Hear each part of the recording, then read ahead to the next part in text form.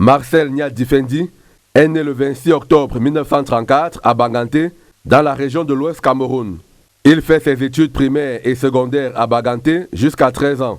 Ensuite, il fréquente le lycée général Leclerc à Yaoundé, où en 1954, il est lauréat du concours général de France et de l'Union française en histoire et géographie. Il obtient son baccalauréat mathématiques élémentaires en 1955.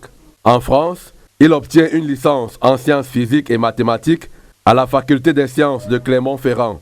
Il fait partie de la première vague retour des étudiants camerounais allés étudier à l'étranger.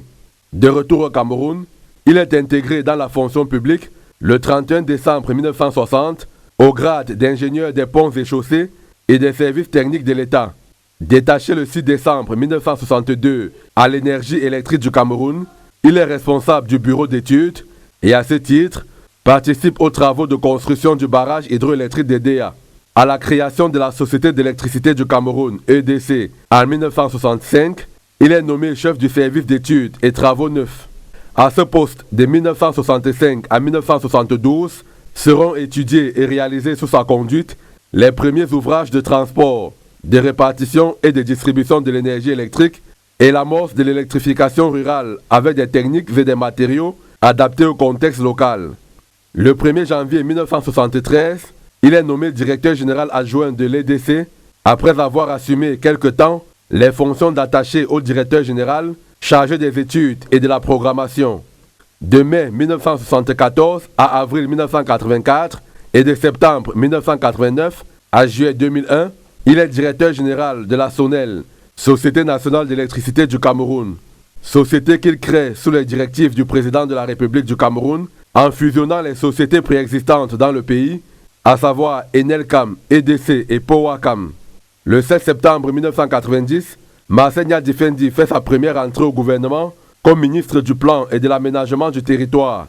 Il cumule avec les fonctions de directeur général de la SONEL, poste qu'il occupe jusqu'au 26 avril 1991.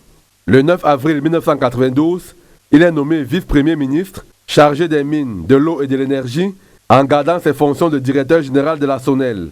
Un triste épisode qui va le marquer dans sa riche carrière se situe dans le sillage de la tentative de coup d'État du 6 avril 1984.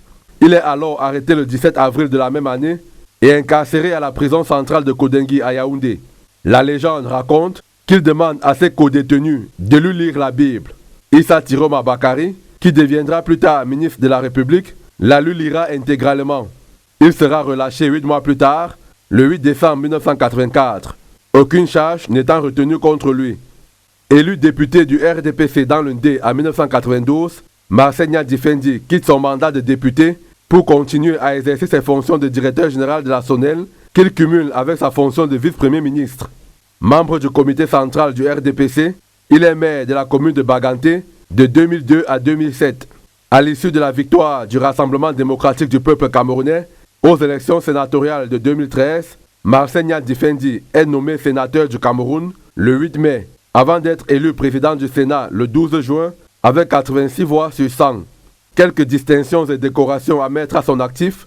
Il est grand cordon de l'ordre du mérite, grand officier de l'ordre de la valeur, médaillé d'honneur du travail en argent, vermeil et or, commandeur de l'ordre de l'araignée. Marcel Niat Difendi, ce haut commis de l'État parti de son Baganté natal, a marqué profondément l'histoire de son pays.